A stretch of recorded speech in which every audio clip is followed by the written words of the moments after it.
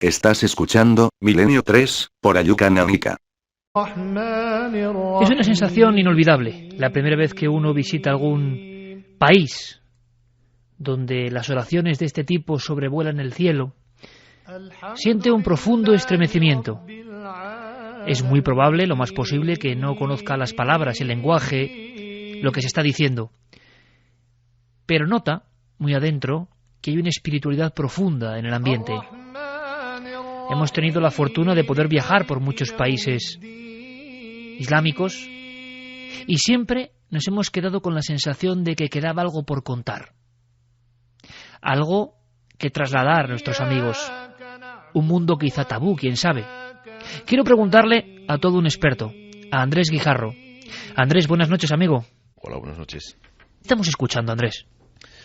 Pues estamos escuchando la primera sura, el primer capítulo del texto sagrado del Islam, del Corán, que se llama Al-Fatiha, la apertura.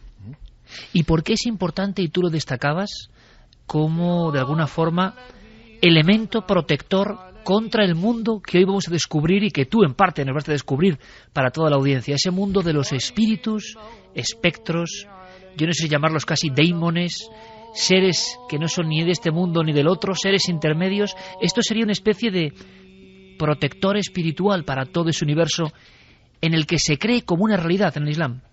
Sí, efectivamente. Bueno, esta sura en concreto es importante por varias razones. Una de ellas tiene una importancia ritual fundamental. Es que en la plegaria ritual del Islam, que realizan los musulmanes 5 veces al día, se llama salat, es imprescindible. Es decir, la plegaria ritual tiene diferentes fases. Entonces, una de ellas es la lectura de un fragmento cualquiera del Corán, pero es imprescindible leer de forma precedente esta. Se dice que todo el Corán, todo el texto sagrado está contenido en esta primera sura, y bueno, en tanto que el Corán en su lenguaje sagrado, ¿no?, que es el árabe, que es la lengua que vehicula toda la fuerza divina, ¿no?, que tiene el Corán, en ese sentido como texto también que se utiliza para protección, ¿no?, un texto talismánico también, ¿no? La Fatiha es pues uno de los fragmentos más importantes y que se utiliza siempre en los ritos de los que hablaremos luego, ¿no? Ritos, por ejemplo, Andrés, de exorcismo. Por ejemplo. Exorcismos en el Islam. Yo reconozco que soy un absoluto desconocedor de la materia. En los diferentes viajes, casi como hilos sueltos, como retazos, hemos ido elaborando información, pero gracias a varios compañeros, varios amigos, varios expertos de verdad en la materia, como Andrés Guijarro, que yo creo que es una de las máximas autoridades, filólogo, arabista, traductor de textos como el Corán, autor de libros tan importantes como Las señales del fin de los tiempos en el Islam, en fin, todo un experto que nos va a permitir abrir esa puerta. Andrés, un poco quizá más tabú en Occidente que en el mundo islámico. En el mundo islámico no se habla mucho de cara afuera de esto, pero por dentro se interioriza, es mi impresión, y la diferencia. No son solo leyendas, no son solo visiones de unos pocos, no hay la lucha entre lo científico, lo posible y lo imposible. Estos seres de los que vamos a hablar, que son capaces, en teoría, de entrar en otros cuerpos, existen, son una verdad. Sí, efectivamente. Bueno, no creo que sea un tabú, no. Forma parte de la creencia de la espiritualidad islámica en todo el mundo islámico, no solo en el mundo árabe, lógicamente, el mundo islámico en general. Forma parte de la creencia. Hay un capítulo, una sura del Corán que se titula Al-Jinn, ¿no?, precisamente los genios, ¿no?, traducido así si queremos, ¿no?, que habla de estos seres del mundo intermedio, ¿no? Y forma parte, por así decirlo, del dogma de fe, ¿no?, aunque no existe ese término, no exactamente en la espiritualidad islámica, pero sí forma parte de la creencia asumida de la religión islámica, como puede ser la creencia pues en la profecía en el sentido de la revelación, ¿no?, a través del profeta del Islam, ¿no?, de Muhammad, o la creencia de los ángeles en el otro mundo, en el mundo espiritual. La creencia en el mundo intermedio es una realidad. Estamos hablando de una visión del mundo no materialista, para que los oyentes nos entiendan, ¿no? En el que se concibe una pluralidad de mundos, en el que el nuestro es solamente uno de ellos, el mundo material, el mundo de las cosas que se perciben por los sentidos, está sumergido misteriosamente en una pluralidad de mundos que lo rodean, ¿no? Y entonces, si ya el mundo material, ¿no?, el mundo físico es complejo y diverso, los otros mundos, los mundos paralelos, mundos intermedios y más allá en los mundos espirituales son muchísimo más complejos y muchísimo más diversos que el mundo material nuestro, ¿no? Es curioso, Andrés, que la mística en ocasiones, sea cual sea la religión, se aproxima, por lo menos en términos, a lo que en ocasiones la física cuántica o de vanguardia nos va demostrando sobre dimensiones paralelas.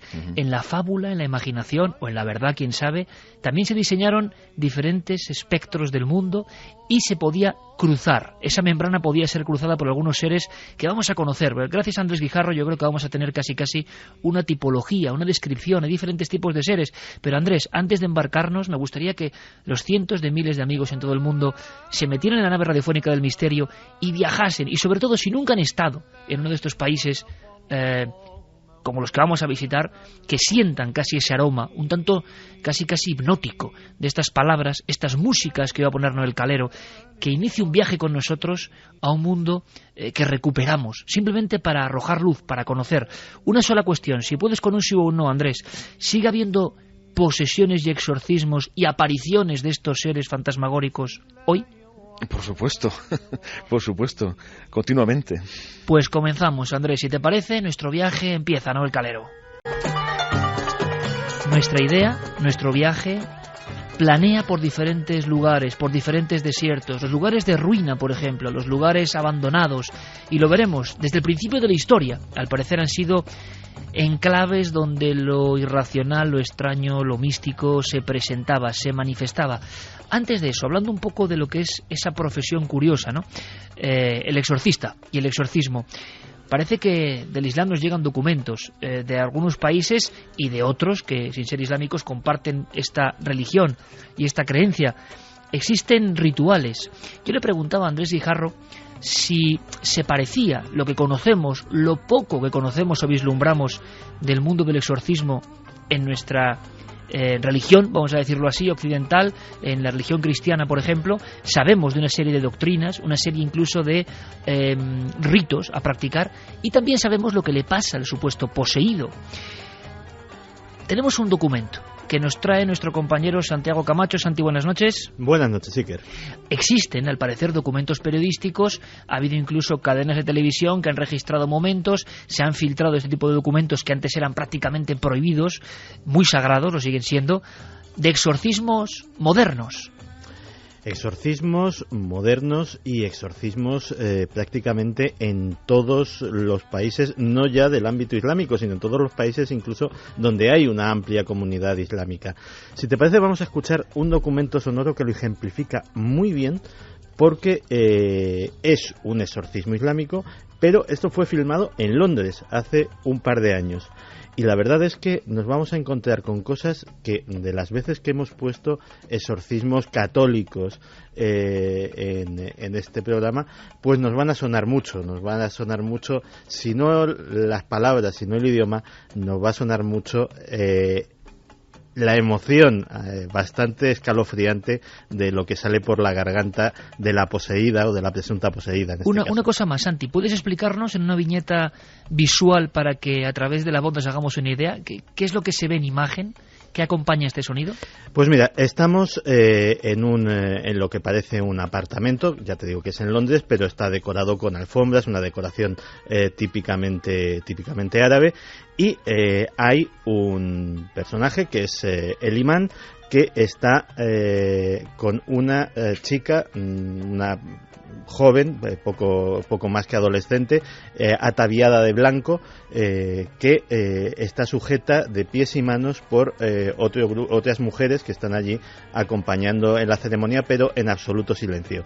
Este hombre empieza a conversar de alguna forma con la chica o con lo que hay dentro de la chica, pero según va reconviniendo, va regañando al ser que la ha poseído, pues la conversación se va tornando cada vez más violenta.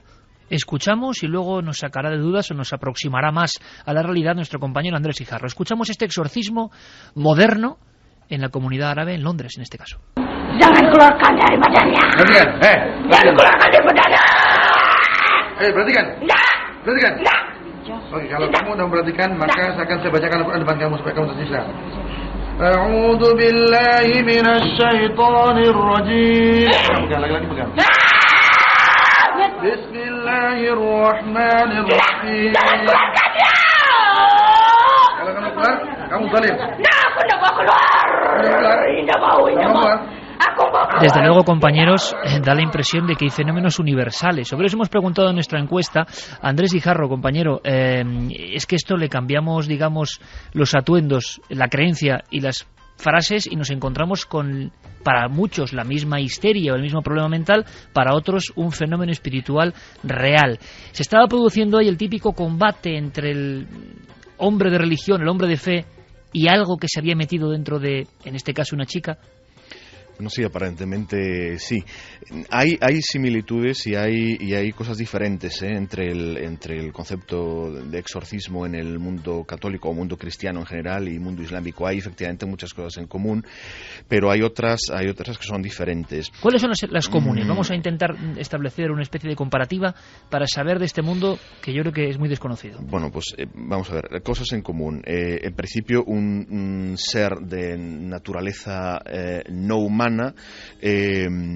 entra o se aproxima lo suficiente a un ser humano como para robarle parte de su identidad y alterar su estado emocional, su estado físico y en algunos casos suplantarlo, digamos, de forma definitiva, ¿no? Eso en lo que, digamos, en líneas generales, ¿no? En lo que respecta a la figura del exorcista, pues sí tiene que ser efectivamente un hombre de religión, en principio tener unos estudios religiosos, ¿no? En esa línea, ser un hombre efectivamente de fe, tener presencia de ánimo, tener fortaleza física y mental, conocer bien los rituales que se utilizan, digamos, serían los elementos en común.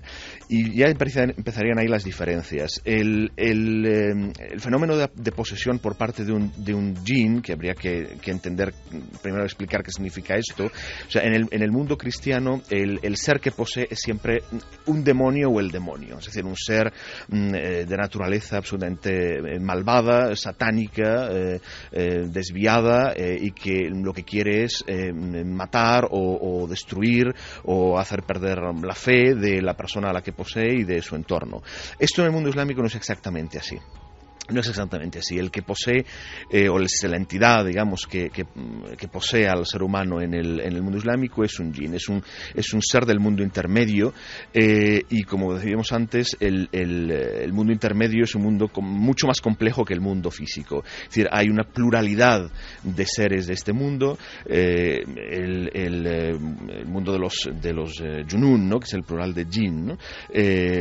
Habría seres, digamos, muy próximos a lo que en principio el jinni o el jinn es un ser que recibe en el Corán la categoría junto con el hombre de Thaqalan, es decir, los seres humanos y los jinn son Thaqalan, es decir, son dos seres que tienen peso literalmente, es decir, que tienen una entidad individual, no son seres del mundo angélico o de un mundo supraformal, son seres que tienen una entidad individual y desde el punto de vista legal de la jurisprudencia islámica, o sea, de la ley sagrada, son seres mukallaf, es decir, que tienen una categoría legal que les hace responsables de sus actos, son seres que tienen voluntad.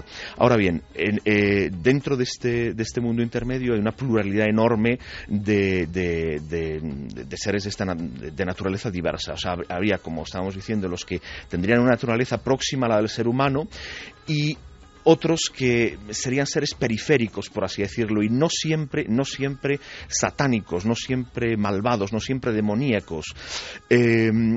Hay un libro muy interesante publicado, no está publicado en español, está en inglés, publicado hace unos años, sobre la tradición del exorcismo en el Islam, que es el resultado de la divulgación, digamos, la tesis doctoral del autor, en el que se incorporan un montón de entrevistas hechas a exorcistas islámicos de muchos países, y es muy interesante sus testimonios, es muy interesante la visión que ellos dan. Por lo tanto, Andrés, permíteme, porque Sí. luego vamos a ir poco a poco sabiendo algo de esos seres. Pero hablando primero de esa función tan extraña y que creíamos algunos casi solo propia de la religión católica. Existe, por tanto, el exorcista, es decir, el hombre de fe, de religión, que se dedica a combatir a los demonios en el Islam. Sí, existe. Sí. Normalmente es un imán, efectivamente, una persona que tiene una función, digamos, religiosa, y que por alguna razón se ha especializado, ¿no?, en algunas personas que aparecen en esas entrevistas, algunos exorcistas que aparecen en esas entrevistas que te comentaba, decían que ellos, por casualidad, muchas veces descubrieron su vocación al ver el efecto que su presencia tenía en estos casos, ¿no? Y en otros casos no hay ningún don especial, digamos, simplemente son personas que conocen el ritual y que tienen presencia de ánimo y fuerza interna y externa suficiente como para llevarlo a cabo durante, a veces, un tiempo muy largo, ¿no? Y como hemos visto, Andrés, se traza una especie de diálogo. Eso sí que ocurre con una curiosa similitud, ¿no? Hay una especie de charla, desde luego nada amigable. Bueno, en el exorcismo católico la tendencia general es a no escuchar al demonio. Es decir, lo que se recomienda es que el ser que posee, la entidad que posee, no se la escuche porque es por excelencia un mentiroso y induce al engaño, etcétera. En el exorcismo islámico es lo contrario, es decir, efectivamente se intenta someter a este ser, se intenta hacer que se doblegue a la voluntad del exorcista, lógicamente, que utiliza en el rito el Corán, básicamente es lo que se utiliza, ¿no?, las palabras de poder, ¿no?, que aparecen en el Corán, pero sí que es muy frecuente el entablar un diálogo con la entidad, es decir, se le pregunta cuál es su origen, si es masculina o femenina, cosa fundamental, si luego quieres ampliaremos este tema, ¿no?, porque es un tema muy importante en el mundo del exorcismo en el Islam, o de los junún, ¿no?, en el Islam. Se le pregunta su origen, por qué está haciendo eso, y se le insta a abandonar a ese ser humano, pero sí que es un tema recurrente el de entablar una conversación con la entidad que posee. De hecho, escuchado... Sí, perdona. De hecho, Iker, cuando me estaba documentando para este programa, me encontré con una escena absolutamente infrecuente dentro de lo que sería un exorcismo católico, y era efectivamente en Pakistán un imán que se encuentra con una poseída, habla con el ser que le posee, le pregunta su nombre, le dice que es femenino, que se llama Sita, y automáticamente pues tiene una conversación en términos bastante amables, y entonces el imán le ofrece convertirse en musulmán, porque ella le dice que ella es hindú, porque en realidad no es hinduista de nacimiento, pero se había casado con un jinn masculino y había adoptado la religión de su marido. Entonces consigue convertirla al Islam, y sin mediar otro ritual, simplemente por ese hecho ya consigue que abandone el cuerpo de la poseída. Lo que se le insta, más que en el sentido religioso, ¿no?, a que se convierta en Islam, lo que se le insta a la entidad que posee, ¿no?, al jinni, es que se someta a Dios. Es que en árabe esta palabra es la misma, ¿no? Es decir, se le insta a que se someta a Dios. Es decir, se asume que si ha tomado posesión de un ser humano, está haciendo algo, es un jinn rebelde, digamos, está haciendo algo en contra de lo que Dios les ha dicho a ellos, que es que se mantengan al margen del mundo de los hombres. Si ha ocurrido, ha tenido lugar esta intromisión en el mundo de los hombres, es que se ha rebelado contra esta decisión de Dios, y entonces se le insta al jinn que se someta a Dios, que se someta a la voluntad de Dios y que abandone a este ser, ¿no? Andrés, ahora conoceremos un poco más, después entraremos en el proceloso mundo apasionante de quiénes son estos seres, quién puede poseer, por qué puede poseer, pero nos gustaría saber también si los fenómenos físicos o los fenómenos que experimentan estos poseídos o poseídas en el Islam, también son similares a los que hemos recogido en diferentes investigaciones. Antes abrimos las líneas de contacto, que es fundamental esta noche. Carlos Largo, compañero, hemos lanzado una pregunta que yo creo que tiene su enjundia, porque nos damos cuenta de esos paralelismos que son universales realmente. Todas las culturas parece que creen en lo mismo e incluso se manifiestan los fenómenos de una forma muy muy parecida, y abrimos líneas de contacto en este mismo instante, compañero. Pues buenas noches, Iker. Lo primero, y sí, como decías, abrimos esas vías de contacto y el debate de la semana en Milenio 3 en la página web ikerjimenez.com. La pregunta que lanzamos hoy es: ¿por qué las posesiones y las apariciones son un fenómeno universal? De momento, los resultados de las dos respuestas que hemos puesto van así: 68,4% porque hay una realidad ajena al ser humano que se manifiesta, y 31,6% porque la mente humana crea esas fantasías. Por supuesto, interesante. Están abiertas también, Iker, las otras vías de contacto. Milenio 3, con número, @cadenaser.com, nuestro correo electrónico. También las frases de los oyentes en la página web cadenaser.com y en las redes sociales, La Nave del Misterio, en Facebook, en Twitter y, por supuesto, en Google+. La Nave del Misterio, en esas redes sociales recogeremos toda vuestra información, pistas, preguntas, reflexiones, porque el tema, por lo menos, es inusual. Es una especie de fragmento de la realidad que pocas veces se toca en el mundo del misterio, y creo que necesitamos saber algo más. Van a ir pasando amigos, vamos a ir presentando a diferentes amigos que tienen algo que aportar en este mundo. Por ejemplo, vamos a adentrarnos, a ir haciendo una división entre el mundo de esos seres que en su malignidad parece, según cuenta la tradición, pueden llegar a poseer a las personas, y después no os lo podéis perder porque vamos a contar casos concretos. Nuestro compañero Nacho Ares nos trae algunos documentos, testimonios que son muy interesantes de casos donde esas entidades provocan también muchos de los fenómenos que en otros países se estudian bajo otra característica, bajo otro prisma, ahí envueltos de leyenda, creencia, religión. Es algo muy curioso que se analiza un poco sobrevolando toda la información. Pero quiero que escuchéis a otro experto en el Islam, Carlos Chevalier, que nos hablaba de lo que para él eran los seres, algunos dirían bajo astral, no sé, también hay paralelismo en esto, seres que no llegan a ser humanos, que no son angelicales, seres atrapados en cierta densidad, pero que pueden visitar nuestro mundo. Es increíble, amigos, y a mí lo que me interesa, cómo todas las religiones han creído en estos intercesores, en ocasiones malignos, con nombres complejos. Menos mal que tenemos a Andrés Guijarro para hacer de guía, pero escuchamos a Carlos Chevalier, que nos hablaba quizá de esos Yenum, esos seres, esos jinn, que pueden hacernos daño. Pero dentro de los Sayatín, los peores son los Maridim, porque son los sanguinarios, son los que le pueden hacer daño a las personas, a los animales, pueden introducirse dentro de ellos, se explicarían los casos de posesiones, pero todavía quedaría un grado más perverso, peor, que serían los Aparit, que son los provocadores de catástrofes. Todos estos Sayatín, por lo general, están en lugares desérticos, en el mismo desierto, en las montañas, en ruinas abandonadas, y aprovechan, según la tradición islámica, la presencia de personas descarriadas, no solo físicamente, sino sobre todo moralmente.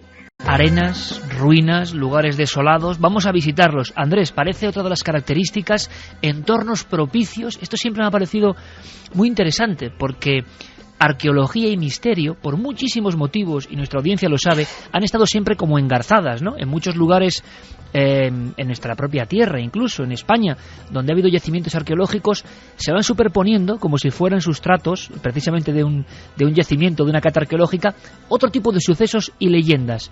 En el mundo islámico parece que pasa lo mismo, y me gustaría mucho esta primera radiografía. Lugares abandonados de este tipo, lugares antiguos, lugares con difuntos, no son muy recomendables, porque uno se puede encontrar con estos seres del mundo intermedio, ¿no? Sí, efectivamente. Bueno, hay el mismo profeta del Islam, el mismo Muhammad, nos recomendaba que cuando se pasara al lado de unas ruinas o de algún vestigio de una civilización ya desaparecida, que se pasara uno muy rápido y que se tapara la cabeza con su manto, ¿no? Él mismo lo hacía así, ¿no? A ver, los Junun están donde están los hombres. Cuando en un lugar los hombres han desaparecido, ellos permanecen. O sea, los lugares lugares, digamos, residuales, ¿no? Los lugares en ruinas. No es que ellos los busquen, es que son lugares en los que estaban con los hombres se fueron y ellos quedaron, ¿no? Entonces, es por eso por lo que se deben evitar. También se recomienda, efectivamente, no viajar en solitario por lugares solitarios, precisamente por eso, ¿no?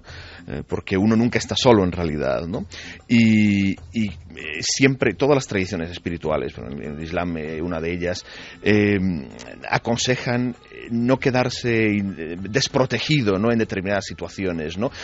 Para un hombre tradicional, para un hombre que pertenezca a una civilización tradicional, sería muy sorprendente, ¿no? Ver cómo en nuestra civilización moderna, contemporánea, los hombres nos encontramos en la mayoría de los casos en una situación de extrema vulnerabilidad y desprotección frente a realidades y mundos en los que estamos inmersos y desconocemos. Es decir, no llevamos a cabo ritos de protección, no tenemos ningún instrumento en nuestra civilización moderna, ¿no? Y materialista para protegernos de realidades que, bueno, en algún caso nos pueden perjudicar, ¿no? Andrés, ¿sabemos algo de esas realidades? En una religión de corte iconoclasta, de alguna forma, como el Islam, quizá no haya, claro, representaciones gráficas que nos puedan servir, pero ¿hay algún estudio, alguna crónica que hable de el aspecto? ¿Qué estamos hablando? ¿De una silueta, de algo inmaterial, de un aire, de una figura monstruosa? ¿Cómo son estos seres espirituales extraños? El Corán, el libro sagrado del Islam, que habla en el capítulo que habla de ellos, dice que fueron creados, dice literalmente, min marish min nar, que se traduce algo así como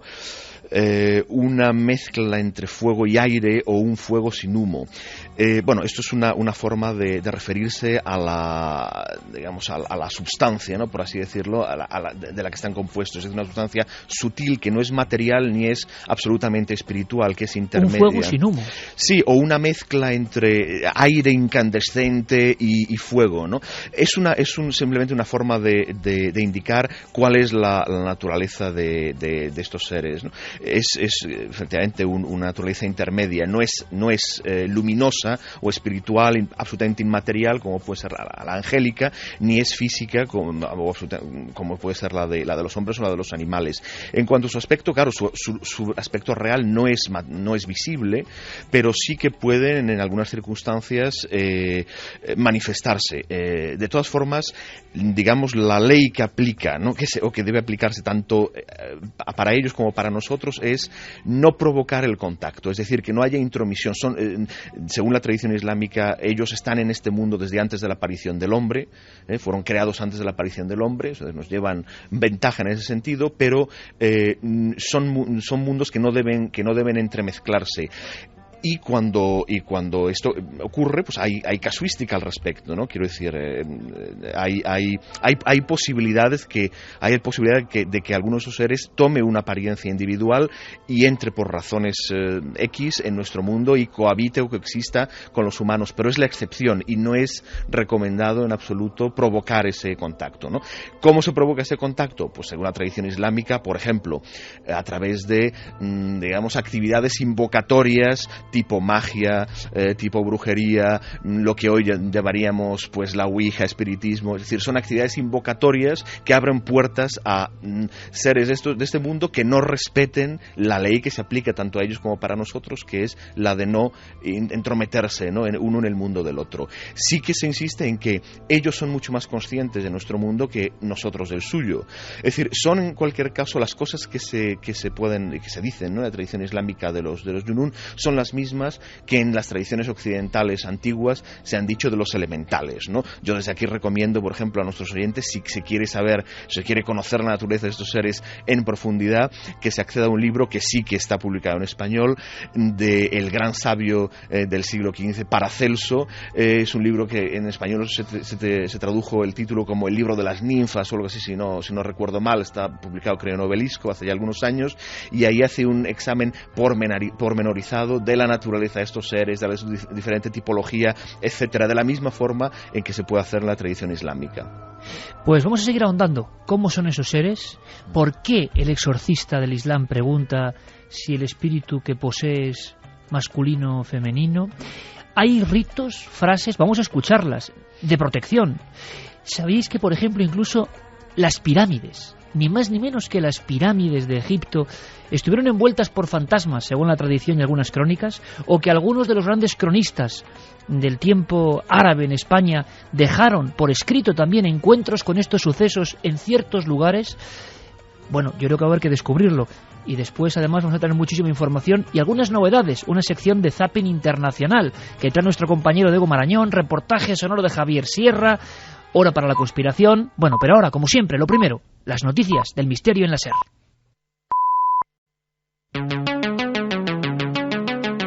Cadena SER. Noticias del misterio.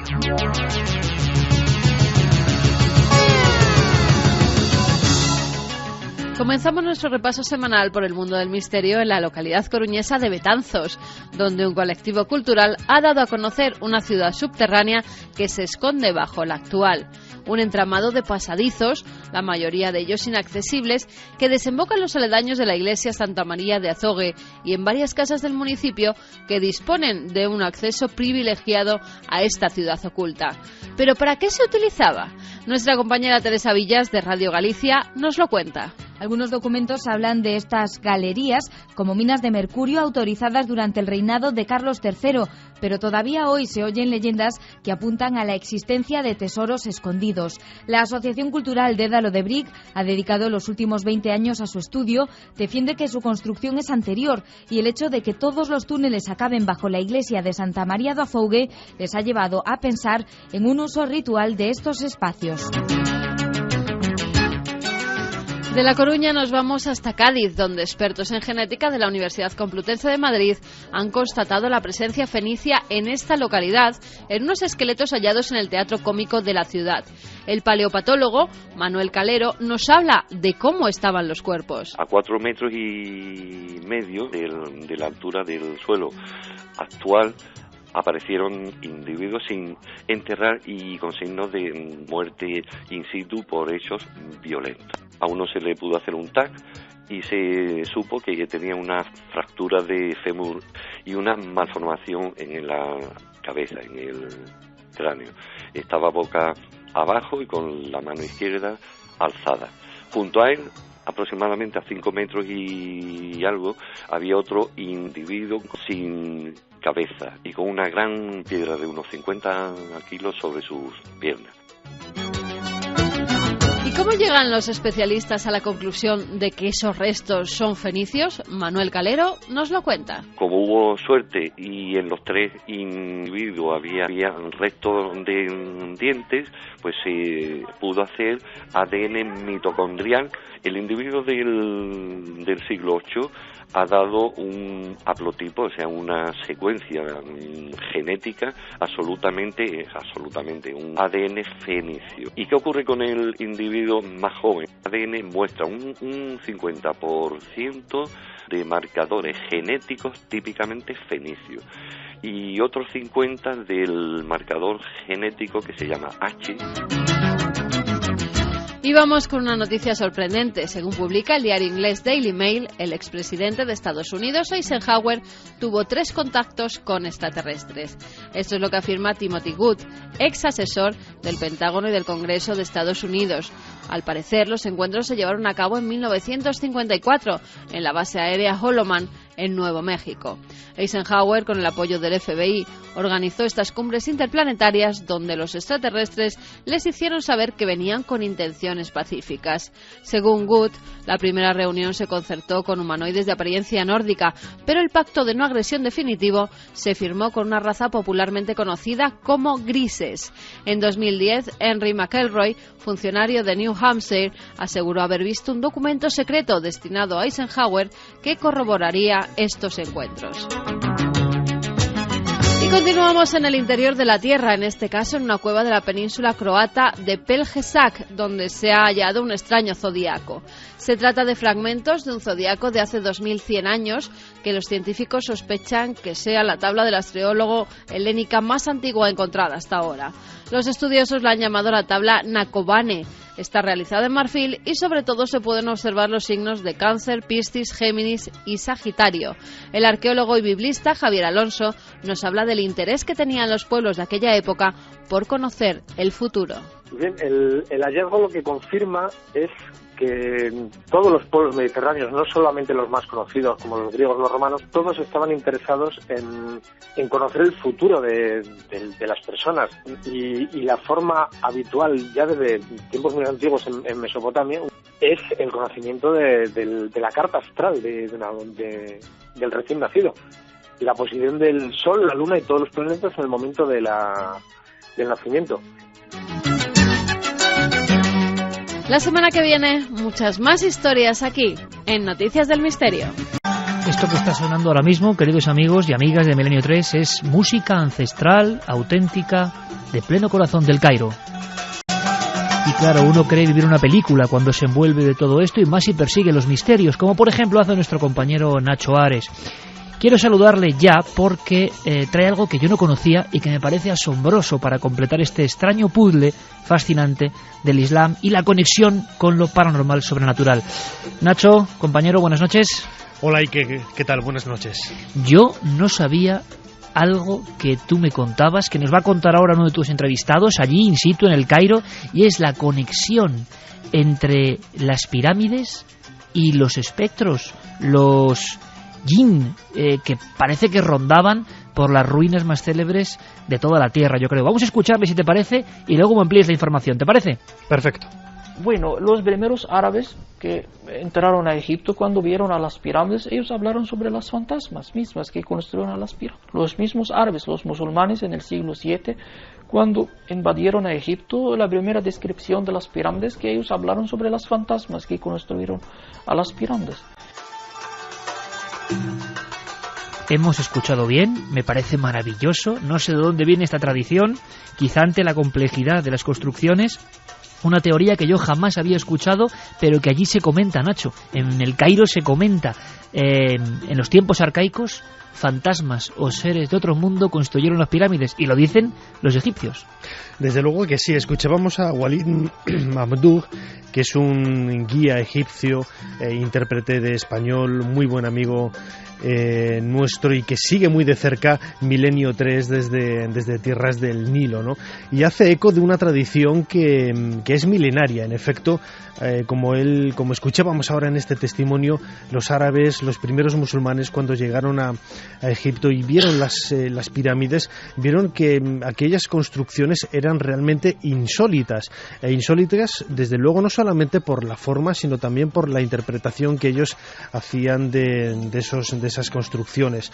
Nosotros las vemos ahora como las construcciones de los grandes faraones, sin embargo en aquella época, pues en el siglo VII, las interpretaron de una manera pues como cualquiera podría interpretarlas, ¿no? Como algo totalmente ajeno a su idiosincrasia, a su naturaleza, y lo veían como producto de fantasmas, como producto de seres extraordinarios, como producto de una tradición milenaria que desde luego no entraba en su manera de ver la naturaleza. Oye, Nacho, y en otros lugares arqueológicos, tú que te conoces prácticamente palmo a palmo el país de los faraones, en otros lugares, en otros recintos, ¿existe también esta leyenda de que rondan los fantasmas? Desde luego que sí. Ahí fíjate, uno de los pioneros de la arqueología, que fue Wallis Budge, un inglés que estuvo de director del Museo Británico, pues cuando él estuvo excavando en Egipto a finales del siglo XIX, y bueno, más en concreto que en Egipto, en lo que es las pirámides de Meroe al norte de Nubia, pues el actual Sudán, él le llamó la atención que los guías que le acompañaban en un primer momento se negaban a acceder a estas necrópolis. Ellos siempre habían sido bastante recelosos de ir a estos lugares. Y fíjate, Iker, que él lo que cuenta en sus diarios de trabajo, lo que cuenta Wallis Budge, es que él tuvo que acercarse en primer momento en solitario, porque cuando los dos guías que iban junto con él para ir a ver estas pirámides le dijeron: no, maestro, nosotros nos quedamos en este lugar y si quieres ir tú, adéntrate tú mismo a este lugar tenebroso e insólito y nosotros te esperamos aquí. Es mucho el miedo que tienen todavía los musulmanes en acercarse a estos lugares, ¿no? Porque están rodeados de secretos que para ellos siempre están vinculados al mundo de los fantasmas y de lo insólito. Pues Pues cronista de excepción, y además qué alegría me da tener un corresponsal de alguna forma en esa ciudad tan maravillosa que es el Cairo, que sigue Milenio 3, eso me ha emocionado, Nacho, realmente, y que nos cuenta y nos va a contar historias y casos incluso con intervención policial, casos de muerte, por desgracia, pero que han ocurrido envueltos en el mundo, en la casuística increíble de lo paranormal, vamos a decirlo así, en un lugar como Egipto, ni más ni menos. Por cierto, Nacho, estamos de enhorabuena, no sé si tu novela está ya en la calle. Pues sí, lleva ya prácticamente un mes a la venta. ¿Cómo se llama? La tumba perdida. Acabo de llegar precisamente hace poquitas horas de Jerez, en donde hemos hecho una presentación junto con los amigos de la librería Las Hojas de Bohemia. Estamos muy cansados, pero desde luego con muchas ganas de seguir trabajando aquí en Milenio 3. Hablaremos de esa novela y de esa investigación que en el fondo, Nacho, o sea, la más importante leyenda o verdad, yo no lo sé, de una tumba y un hallazgo arqueológico, ahora lo entiendo, está envuelta de la maldición y de la aparición posible de estos seres y sus influencias. Es que es lógico cuando me dices que hoy, en el 2012, en ese Egipto con tanta turbulencia últimamente, ¿no?, sigue habiendo personas que no solo atestiguan haber vivido casos, intervenciones incluso de autoridades, sino que en el mundo de lo arqueológico, en el mundo de los guías arqueológicos, que es un mundo apasionante, lleno de anécdotas, de historias que te cuentan ahí al caer la noche, si ven que tú eres proclive a ello y que puedes de alguna forma compartir, ¿no?, esa otra realidad que no tiene nada que ver quizá con lo que pasa durante el día, pero los guías hoy tienen temor a algunos lugares donde la tradición se ha perpetuado, Nacho. Desde luego que sí, fíjate, hay una historia también muy cercana a nosotros en el tiempo y que tú conoces muy bien, ¿no? Por ejemplo, en el templo de Karnak, en una de las capillas del templo del dios Ptah que podemos encontrar en este recinto sagrado, conocerás muy bien una estatua, la estatua de la diosa Sekhmet, ¿verdad? Es una estatua de granito negro que está iluminada apenas por un cenáculo, por una luz superior que hay en esta habitación, y que convierte la estancia en un lugar casi mágico, en una puerta ancestral que conecta el mundo terrenal con el mundo de los fantasmas. Pues fíjate, cuando los arqueólogos ingleses excavaron este lugar a principios del siglo XX, se llevaron una desagradable sorpresa. Al poco de acceder a esta habitación y al poco de empezar a trabajar en ella, no solamente encontraron lo que hoy conocemos como la estatua de la diosa Sekhmet, sino que también pocos días después de que los obreros tuvieran primer conocimientos de esta estatua, los arqueólogos, como digo, se llevaron una desagradable sorpresa. Algunos de estos obreros habían entrado en la habitación por la noche y la habían hecho pedazos. Hoy lo que encontramos, hoy lo que podemos ver nosotros, es una reconstrucción de esa misteriosa estatua que por miedo al más allá los árabes la habían destrozado en miles de trozos. Es decir, un miedo que se perpetúa, que queda en las piedras, que queda en algunos lugares, pero hay algo más. Nuestro corresponsal cairota nos habla de eso que nos interesaba, la posibilidad de que uno de estos seres del inframundo, vamos a llamarlo así, con esa descripción tan fenomenal que ha hecho Andrés Guijarro y que es tremendo, ¿eh? Los antiguos cómo atinaban, o sea, con pocas palabras cuentan cosas que retumban en nosotros, porque parece que las reconocemos. Un fuego sin humo, ¿eso no es una especie de ascua, de resplandor? ¿Qué es eso? ¿Seres luminosos? Nos habla nuestro buen amigo en el Cairo de la posibilidad de posesiones, nos habla de casos que se investigan, de casos que ocurren, de historias de las que por supuesto queremos saber mucho más. No tenemos un texto en la religión musulmana o por ejemplo en el Corán que está hablando sobre esto, pero son tradiciones, leyendas que dicen que algunas veces, por ejemplo, una persona del otro mundo está, por ejemplo, enamorado con una persona viva y puede ser hombre o mujer, claro, puede ser del otro género, y él puede hacer problemas para él, causar problemas para él en su vida, le impide de casarse, por ejemplo, puede hacer obstáculos en su camino del casamiento y muchas veces puede causar, por ejemplo, el divorcio. Seres que se entrometen en nuestra vida, en las cosas más cotidianas, pero es que veremos que sobre eso hay casuística e incluso podríamos decir hasta jurisprudencia. Es sorprendente. Un texto de nuestro amigo Andrés Guijarro dice, el Islam no acepta la posibilidad de que el espíritu de un fallecido regrese a este mundo tras su partida o pueda comunicarse con los vivos. Ojo a este dato, porque esto sí que es una diferencia importantísima. El fantasma, el eterno fantasma de nuestro mundo occidental, es el que vuelve del más allá. La eterna historia que viene desde el mundo grecorromano, el muerto que se presenta de nuevo para decirnos algo. Esto, Andrés, es importante. En el Islam no ocurre, el muerto no vuelve para hacer estas cosas. Siempre es la acción de estos seres del mundo intermedio, ¿no? Sí se considera la posibilidad de que, por ejemplo, en un sueño, alguna persona, un ser que haya fallecido de este mundo, se entiende, se aparezca para dar algún mensaje de índole espiritual a la persona. Esto sí se acepta. Ahora, el concepto occidental de fantasma, es decir, el espíritu del fallecido que pues lleva a cabo determinadas actividades en nuestro mundo, o incluso se le puede ver, se le puede contemplar de una u otra forma, no. La tradición islámica no niega la fenomenología en absoluto. Lo que le da es otra interpretación.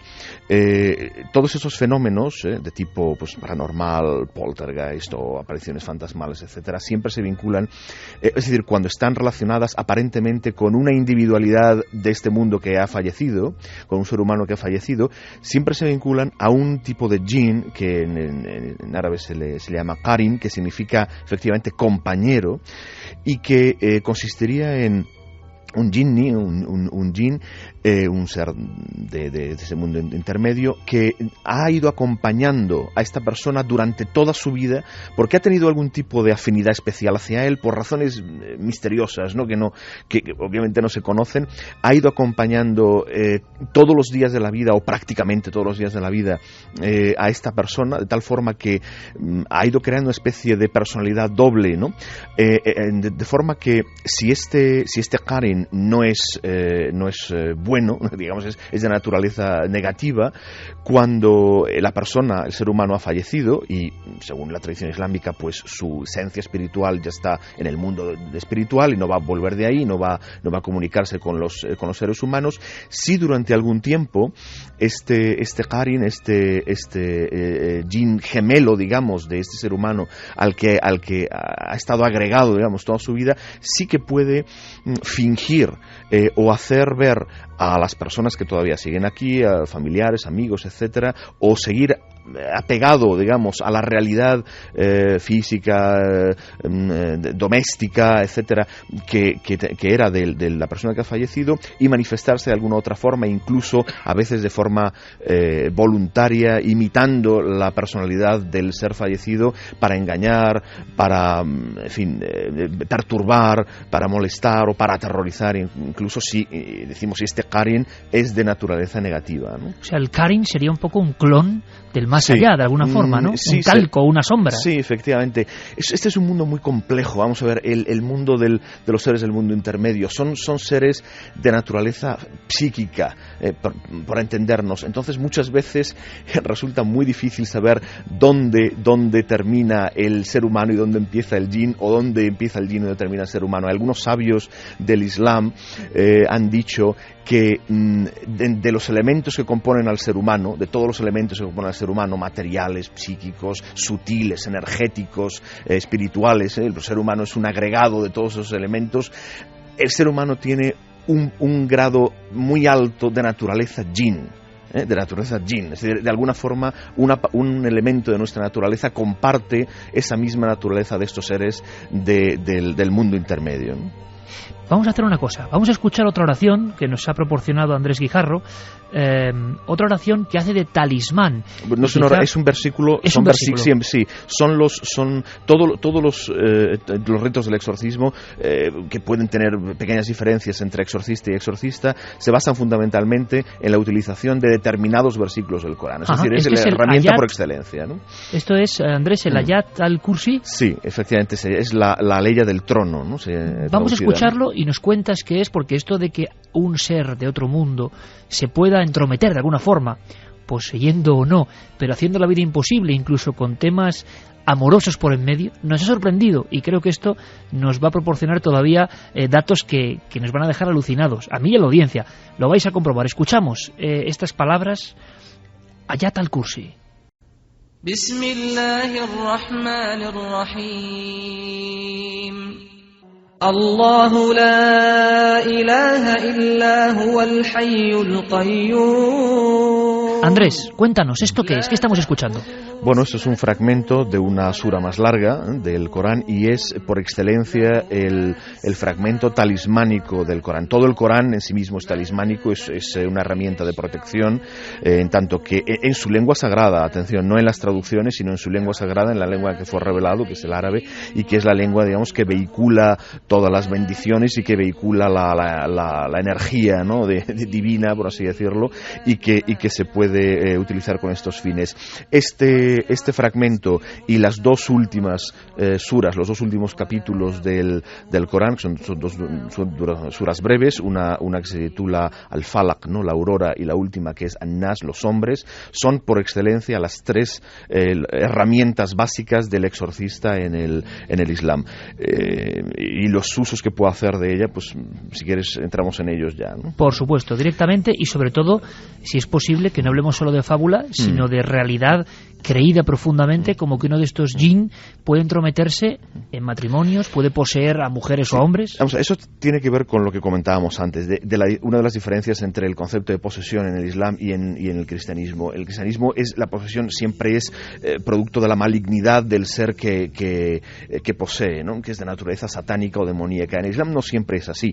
Hay veces que sí y hay veces que no. Hay veces que es producto de una especie de obsesión que tiene este ser por un ser humano. Entonces, podemos decir que un grandísimo porcentaje de las posesiones en la tradición islámica vienen de seres que en la tradición occidental se les denominaría íncubos o súcubos, es decir, seres que entran o se vinculan de alguna forma al ser humano por una pulsión de índole sexual, una especie de atracción de naturaleza sexual, o el equivalente que sea para ellos, ¿no?, en su mundo.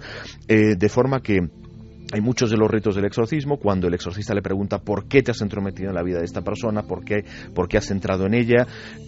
La respuesta del jinn es que le ama o que le desea o que quiere casarse con él o que está enamorado de esta persona y que no le va a dejar, etcétera, ¿no? Es muy, muy, muy frecuente, muy, muy frecuente. Y en esos casos no sería una posesión de naturaleza satánica, sería producto de una obsesión o de obsesión amorosa, qué curioso. Sí, o de una especial afinidad de algún tipo que se nos escapa obviamente por parte de estos seres del mundo intermedio, de estos Junun, hacia esta persona en concreto, ¿no?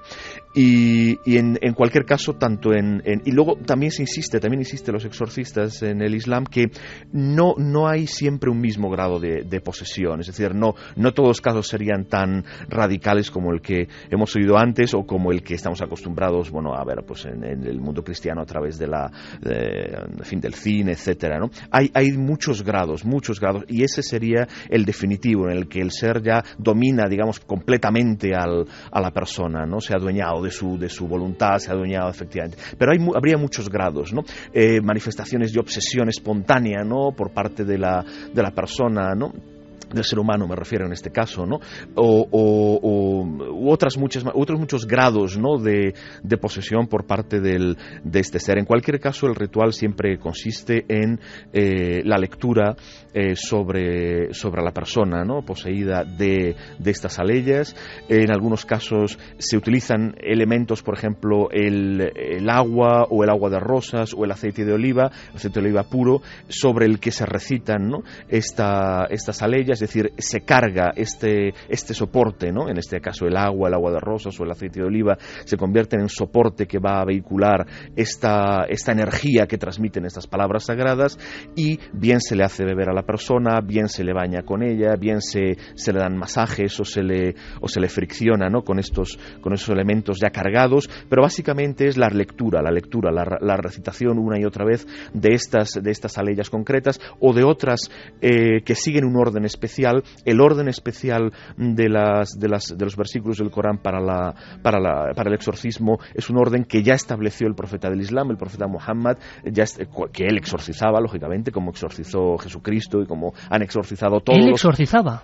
Sí, por supuesto, como exorcizó Jesucristo también a los posesos, y como exorcizó el Buda, y como exorcizaron todos los fundadores o grandes seres, ¿no?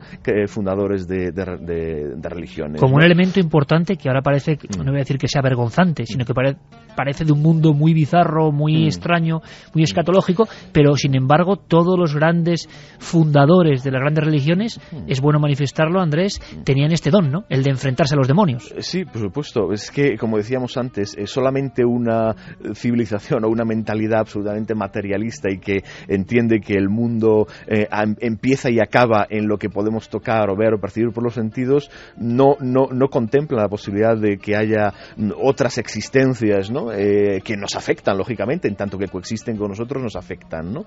Una cosa que me interesa y seguro que va a interesar a la audiencia, porque yo no lo he oído jamás y creo que es interesantísimo, el aceite de oliva como elemento, que curioso, porque el agua, el agua de rosas, hasta lo entendemos, el aceite, claro, como españoles también lo entendemos, pero como material casi sagrado que vehiculiza o que lleva toda la potencia, digamos, ritualística de las oraciones. Sí, pero esto ocurre en la tradición católica también. El aceite de oliva es lo que se usa para la unción de los enfermos, por ejemplo, para que es un sacramento de la Iglesia católica. Claro, pero en un exorcismo nos o en parece... el bautismo también se unge al niño con aceite de oliva, ¿no? Sí, en el exorcismo no, efectivamente. En el exorcismo, el exorcismo católico utiliza el agua bendita, ¿no? Y este agua en el Islam se bendice recitando sobre ella o recitando y soplando sobre ella las aleyas, ¿no? Los versículos del Corán, ¿no? Andrés, fenomenología en el poseso, en el poseído. En esos casos más dramáticos, ¿qué se manifiesta?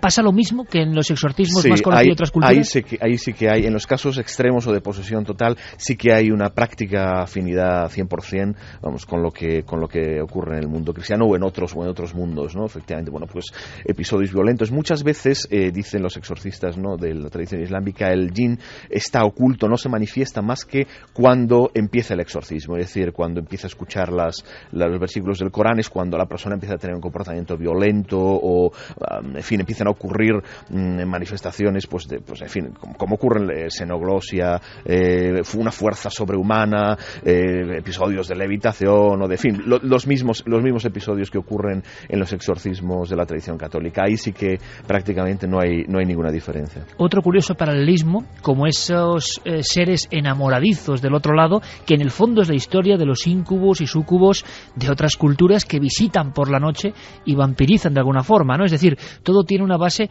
que es muy común. Santi, tú has estado indagando en la cuestión de casuística y ahora Nacho nos va a contar unas cosas junto con nuestro corresponsal en el Cairo, realmente interesantes, de casos concretos, de casuística concreta, pero parece que esa especie como de efectos clásicos, xenoglosia, titanismo, autolesiones, ocurren hoy en los diferentes países de ámbito islámico y están ocurriendo también los exorcismos y algunos incluso se están filmando.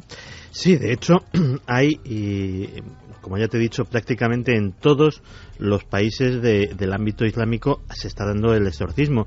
De hecho, ahora mismo incluso en Egipto hay, para que veas hasta qué punto está metido en la tradición y en la religión, hay un famoso sacerdote copto que está llevando a cabo exorcismos, obviamente de cristianos, pero que está atendiendo también a muchísimos árabes, a muchísimos musulmanes sí, que están que se ponen a su disposición. Y viceversa también, hay muchos cristianos coptos, algunos, muchos, algunos que acuden a exorcistas musulmanes. Esto en Egipto, donde coexisten las dos religiones, eso es relativamente habitual.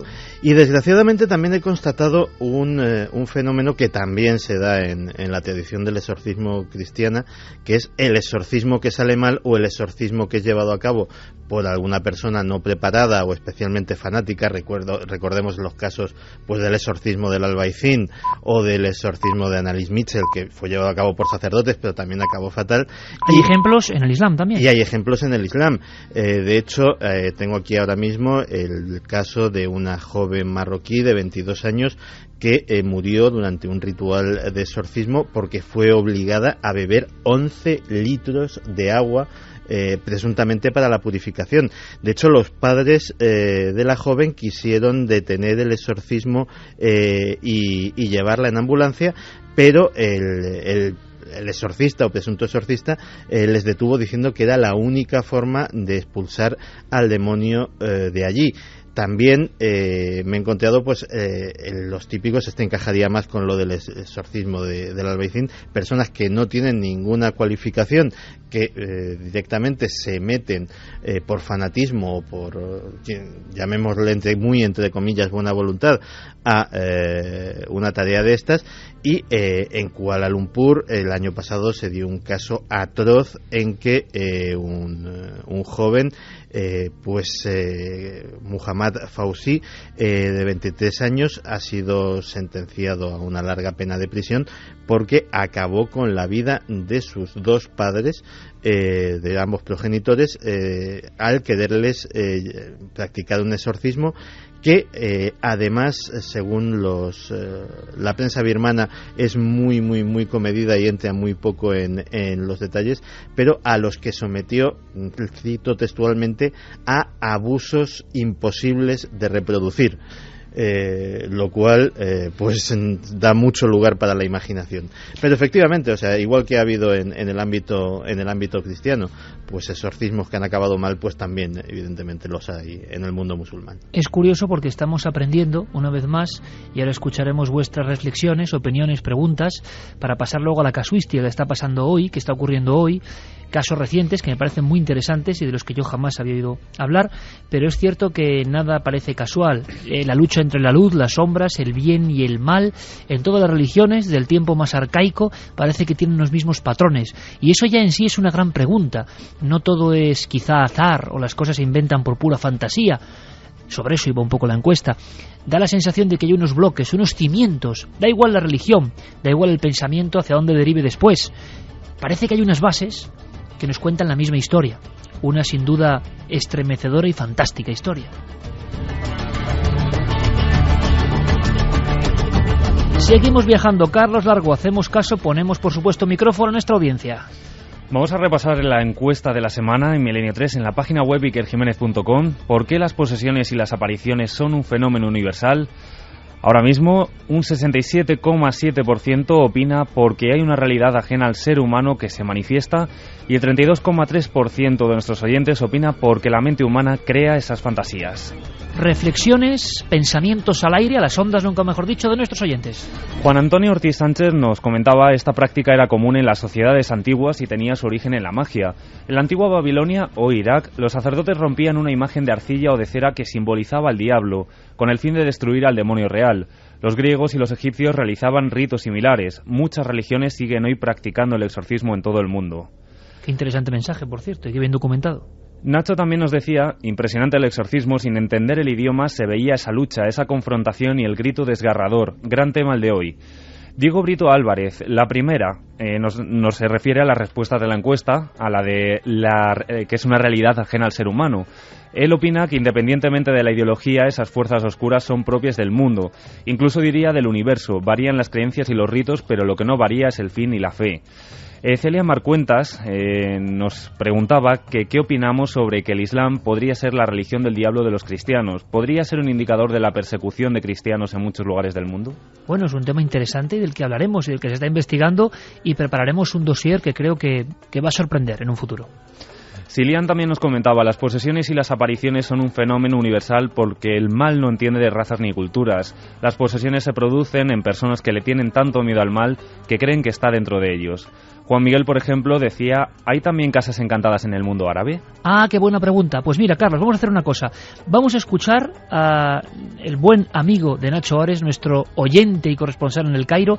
Vamos a dejar que nos cuente algo y ahora Nacho ahonda y da más datos, porque las manifestaciones de estos seres se parecen tanto a la casuística que otros llamarían paranormal.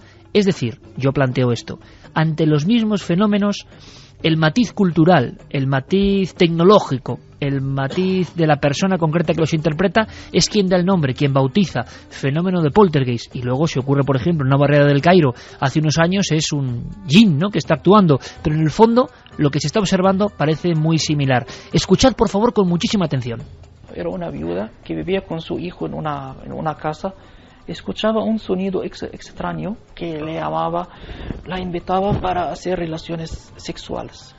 Y es una fantasma. Ella llamó a la policía y informó a ellos pero claro, era una cosa ridícula para ellos. Bueno, esta voz la dijo que él va a visitar a su casa a las 5 de la tarde. Si ella no se casa con él va a matar a su hijo. La policía fue a la casa y toda la casa estaba arrodillada de todos los lados.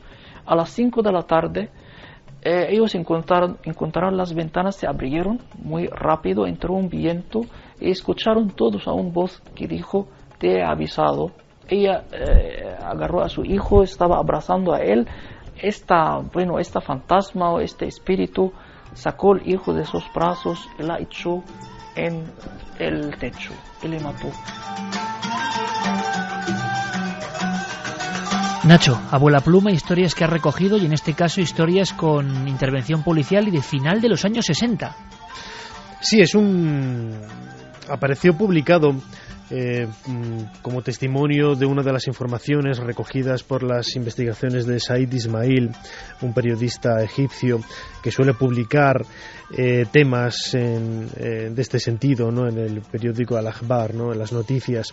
Como vemos, es un caso que a nosotros nos llama la atención, ¿no?, por estar enfocado y enmarcado en la tradición islámica, en el mundo árabe, pero que tendría muchos paralelos en lo que hoy denominamos nuestra tradición occidental, ¿no?, nuestra propia tradición natural. Y sin embargo vemos que tanto en un entorno como en el otro los ámbitos, los problemas siempre son muy parecidos, ¿no? Y aparecen voces, aparece un increscendo y el tema sexual por en medio también, otra vez.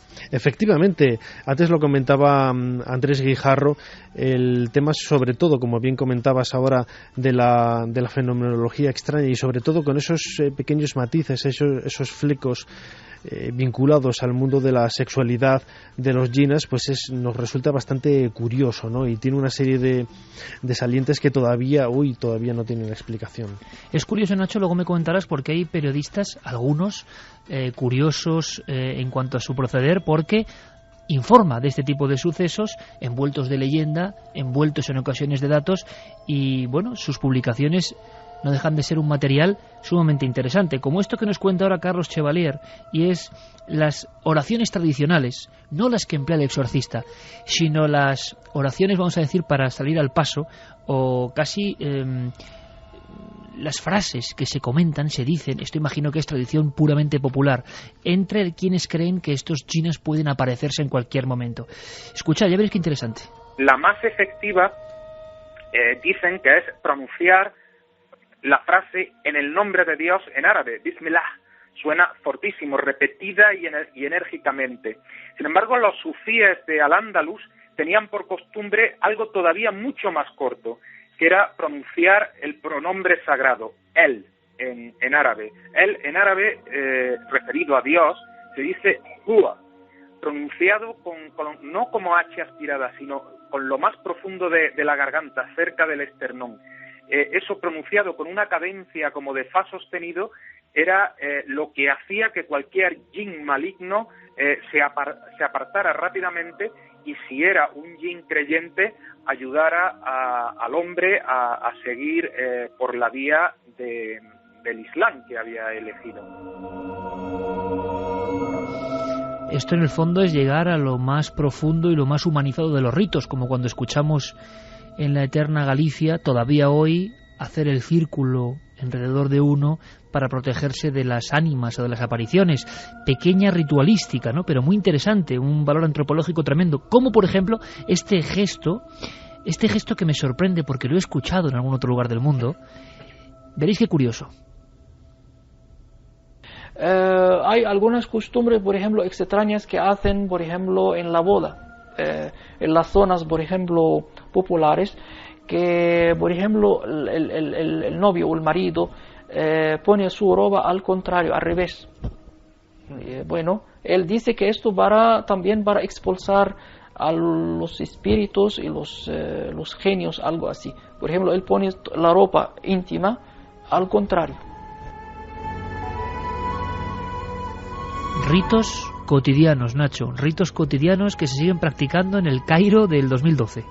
Desde luego que sí, nos hace ver un poco, bueno, esa frontera, no, ese limes tan sutil y en ocasiones difícil de interpretar y de concebir, en el sentido de que este tipo de tradiciones pues rompen este tipo de, como digo, de fronteras, ¿no? En ocasiones, Andrés también seguramente tendrá más información para aportar datos. En el mundo musulmán, todo aquel fenómeno extraño, todo aquel fenómeno insólito siempre se relaciona con el mundo de los jinn, ¿no? De los espíritus, de los jinnas. Y sin embargo, la manera más sencilla de buscar protección ante lo insólito es el Corán, ¿no? Cualquier objeto sagrado, cualquier objeto cotidiano, mejor dicho, adquiere esa sacralidad llevando escritos sobre él versos del Corán, ¿no? O el simple gesto de mencionar el nombre de Alá, el nombre de Dios, sacraliza y parece proteger a las personas que puedan tener este tipo de problemas, ¿no? Es uno, por ejemplo, de los amuletos más famosos del mundo árabe, es la mano de Fátima, ¿no?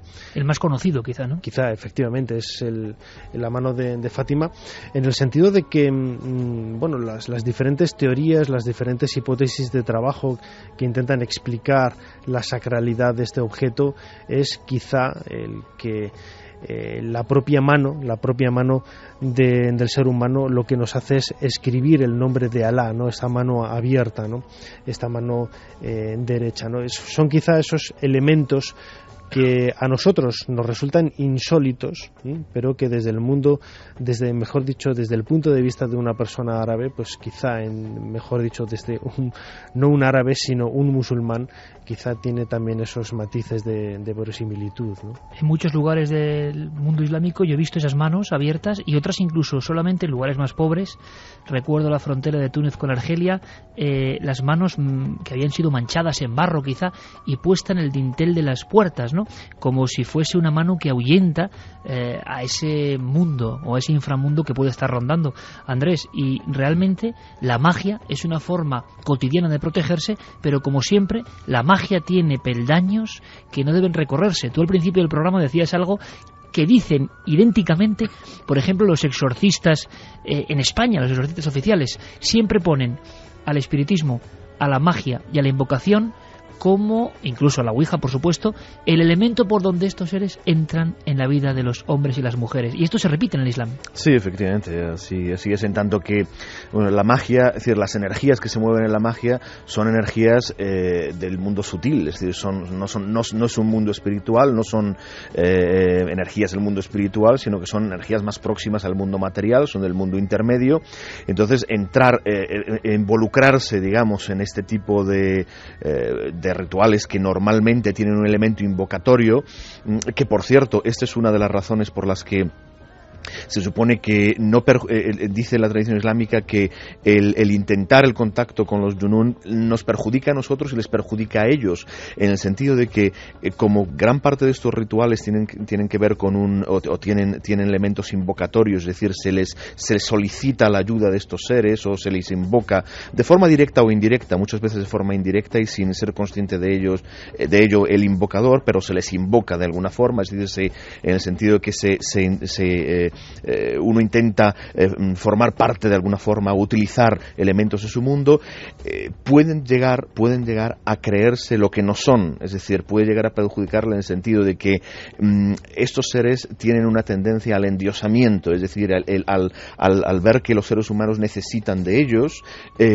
intentar pues hacer que los seres humanos les adoren o les rindan culto o les ofrenden cosas, etcétera. Y esto, desde el punto de vista de la religión islámica, es algo por lo que ellos tendrán que rendir cuentas, puesto que no es su función, ni es este culto y esta veneración se le debe solo a Dios, ¿no? Entonces, en ese sentido, la magia es perjudicial para el ser humano, o en fin, la magia en ese sentido, ¿no? Para crear causas en este mundo, utilizando elementos del mundo intermedio, no es beneficioso para el ser humano y tampoco es beneficioso para estos seres del mundo intermedio que se ven involucrados, ¿no?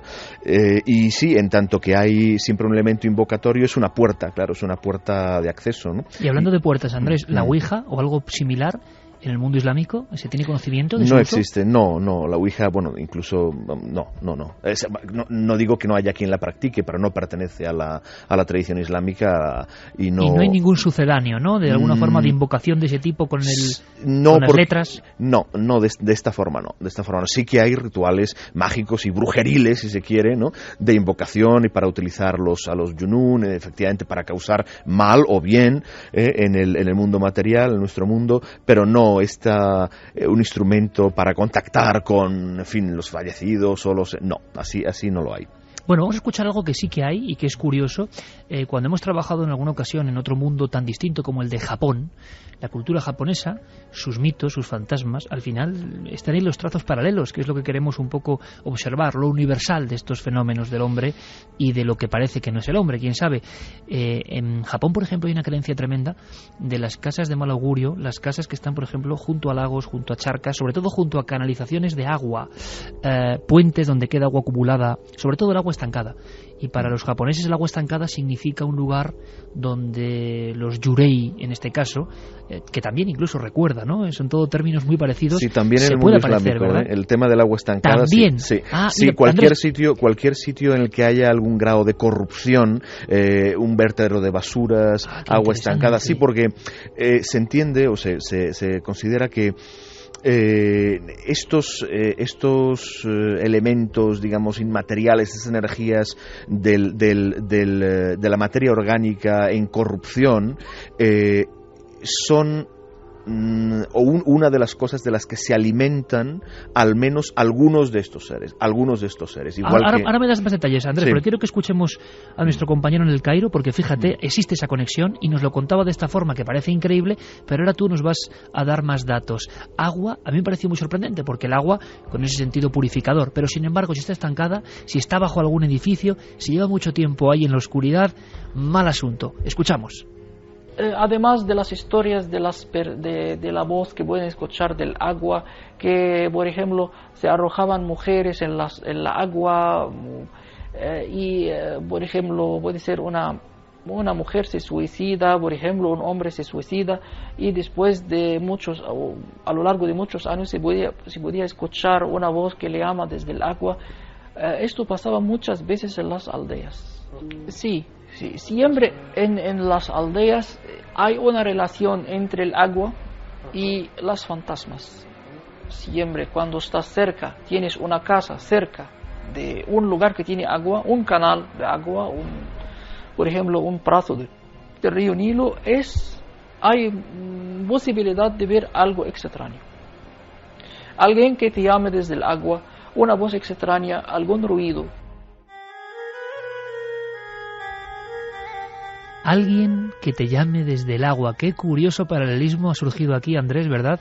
El agua junto al hogar, el agua quizá como, no sé, espejo yo que puede adentrar esto. En lo que estaba diciendo esta persona, una cosa es efectivamente lo que él decía, que corrientes de agua o desde el río se oyeran voces o hubiera alguna presencia allí. Esto es una cosa, esto es algo que aparece también en la tradición de los elementales en Occidente, son las ondinas, son las ninfas ninfas del agua que atraían a los hombres, ¿no? Ahí estaríamos hablando de un jinn que habita el agua, es decir, un jinn del agua, igual que los hay del aire, igual que los hay de la tierra, pues los hay del agua, entonces sería un jinn del agua. Otra cosa son las aguas putrefactas o las aguas estancadas, eso es diferente. Ahí la presencia de los junún tiene que ver con los efluvios, digamos, de esa putrefacción, igual que en un sitio en el que, bueno, pues digo, un sitio inmundo, un sitio sucio, un vertedero de basuras en los que hay, digamos, efluvios no solamente físicos sino también sutiles. Estos son los que atraen, ¿no? Estos, y normalmente, claro, se dice efectivamente los junún que habitan estos lugares, los junún que se alimentan de la putrefacción o de los efluvios sutiles de la putrefacción, son normalmente junún negativos, ¿no? Son malvados o son perversos o no son luminosos, digamos, no necesariamente perversos, satánicos, demoníacos, como decía, simplemente es que hay que entender que el concepto de junún, sobre todo los que causan molestias, ¿no? Los que causan problemas, ¿no? al ser humano, no es exactamente, como decíamos, el concepto de Satán. En el mundo cristiano, los satánicos, al final Satán se ha terminado convirtiendo en una especie de antidios, ¿no? De un ser poderosísimo, un ser que en el mundo islámico el mundo de los junún o la influencia de los junún negativos se puede considerar más como una infección, es decir, es un fenómeno de infección que puede ser más grave o puede ser menos grave. Entonces, si es menos grave, si es un fenómeno de infección, digamos, leve, bueno, pues es fácilmente, con todas esas herramientas que da la misma tradición islámica, la fuerza de los versículos del Corán, etcétera, pues se atenúa. ¿Qué es una infección más grave? Bueno, pues es el mismo medicamento, pero en dosis más altas, ¿no? Entonces no tiene ese componente, no tiene, incluso los mismos exorcismos, si se ven, y algunos grabados, en fin, y filmados, no tienen ese componente tan solemne como tiene el exorcismo católico. Es una cosa mucho más cotidiana. Es muy interesante esas entrevistas que aparecían en este libro que comentaba al principio de los exorcistas, como con la naturalidad, claro, es algo a lo que ellos se enfrentan todos los días, ¿no? La naturalidad con la que hablaban de los diversos grados de posesión, de cómo afrontaban ellos el ritual, en fin, de forma muchísimo más cotidiana, muchísimo más natural que no el exorcismo como lo entendemos y que nos viene a la cabeza pues cuando mencionamos la palabra exorcismo. Nos aparece el padre Carras inmediatamente, claro, y la película, ¿no? Con toda esa parafernalia y todo eso. Pero no, quizá, Andrés, es mucho más porque se cree realmente en ello, porque da la sensación de que en muchas ocasiones incluso hay cierta lejanía, incluso de los propios exorcistas, y hemos hablado en alguna ocasión con ellos, bueno, cierta lejanía del fenómeno. Quizá en el mundo islámico esa creencia es mucho más verdad, ¿no? Yo creo que quizá por eso que te comentaba, por el concepto de lo demoníaco paranormal, ¿no? En el cristianismo es algo que está lejos y se teme mucho porque se le da una entidad que no se le da en el mundo islámico. En el mundo islámico, efectivamente, estos junún, esos seres del mundo intermedio, algunos pueden ser satánicos, algunos pueden ser demoníacos, pero la mayoría son, es decir, cuando se entrometen, digamos, o cuando molestan o perjudican al ser humano, es bien por estos casos de obsesión de naturaleza extraña sexual, bien por ignorancia muchas veces, ¿no? Ellos mismos lo dicen, los exorcistas lo dicen cuando interrogan a estos junún, muchas veces son ignorantes, son seres casi de una naturaleza casi animal. Es decir, decíamos que el mundo intermedio es mucho más complejo y la variedad, ¿no? de mundos y en la tradición islámica tradicional, incluso cuando se habla de los junún, se habla de tribus, de naciones, de jerarquías, con una gran variedad, con una gran es un mundo muy complejo, ¿no? Resulta un poco escalofriante, Andrés, porque es un poco también el retrato de las razas del inframundo, ¿no? Vamos a hacer una cosa, por lógica, no podemos dejar nuestro país, España, a un lado, con toda la tradición. Lugares como Granada, por ejemplo, están repletos de historias, pero historias que, como en un bucle curioso, como si estos seres, sea lo que sean, no supiesen de nuestro tiempo, nuestro espacio, nuestras convenciones, siguiesen apareciendo. Y fijaos, casi como colofón a este planeo por este mundo del que no se habla habitualmente. Una sorpresa grande me la dio un juez, ni más ni menos, y un abogado de Estado, un hombre importantísimo y además gran cronista en Granada, César Girón. Le pido a nuestro compañero Noel Calero que localice el documento de César Girón, porque en siglo XXI hubo varias observaciones claro, en el entorno próximo a la Alhambra, en entornos próximos con una historia muy bien definida y que conecta con todo esto que estamos hablando. Y se hablaba de la figura de un niño vestido al modo árabe, pero claro, hablamos de un caso que fue investigado, que hubo juicios e investigaciones por parte del Tribunal de Menores, que hubo una serie de historias extrañísimas, puro expediente X, pero las apariciones ocurrían en zona de ruinas. Y además, como si fuese final y colofón de todo esto que hemos contado, parece una de esas historias de amor, quién sabe, pero claro, con documentos judiciales, con actas. Es una historia sorprendente que quiero que escuchéis en boca del propio investigador, del propio juez, César Girón. Es un suceso muy reciente de una niña que decía tener la visión de un niño moro que la perseguía, que se asomaba a la ventana del dormitorio en que dormía, que la despertaba por la noche, que se reía a su lado, que le tiraba del pelo, bueno, en definitiva, que estaba junto a ella casi incesantemente y que además la molestaba. Y es un supuesto muy reciente, tan reciente como de principios de este siglo, del año 2002. Tanto que dio lugar a que esta niña fuese tratada por un equipo interdisciplinar, por médicos, psicólogos, pedagogos, y en principio se llegó a la única conclusión de que se trataba de una niña que estaba enferma, que presentaba una modalidad de neurosis. Ahora, lo realmente sorprendente es que la niña, que estaba en una institución del barrio del Albaicín, fue trasladada a otro lugar fuera de la provincia de Granada, y solo con eso dejó de referir esta circunstancia. El acoso de este niño molesto, este ente que decía que la perturbaba y que ella describía como un niño vestido de moro. Y insisto, hablamos del año 2002. Esto es un buen punto final, ¿verdad? Porque estábamos hablando tradiciones, leyendas, antigüedad, textos sagrados que ya casi nadie entiende en el mundo moderno y tan aprisa, y de pronto, desde el ámbito judicial, una investigación en un lugar ni más ni menos como Granada, que no es cualquiera cosa, ¿verdad? Y la aparición de el típico ser quizá de entre dos mundos. Yo no sé qué es ni deja de ser, sé que existen los expedientes, que existe la investigación y que tenemos la fortuna de que una autoridad en el ámbito de la justicia nos lo cuente. Esa niña se alejó de ese lugar y dejó de ver esa historia, una historia que es el calco de lo que Andrés Guijarro, de lo que Nacho Ares y Santiago nos comentaban, ¿no? De la tradición, pero la tradición a veces, algunas veces, parece que sigue presentándose y manifestándose.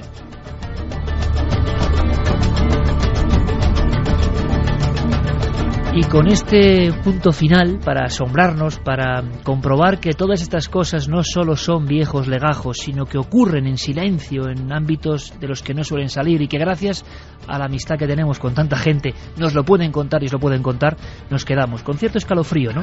¿Quién sería ese niño, esa aparición? ¿Un djinn? ¿Quién sabe?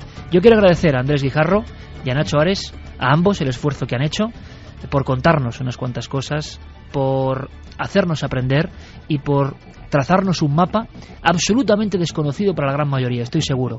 Así que yo os lo agradezco de todo corazón. Un abrazo muy fuerte, amigos, y gracias por trasnochar con nosotros en Milenio 3. Muchas gracias, un placer, Iker. Buenas noches, Iker. Gracias, compañeros. Por cierto, don Santiago Camacho, en el mundo islámico hay equipos de investigadores que persiguen estos fenómenos.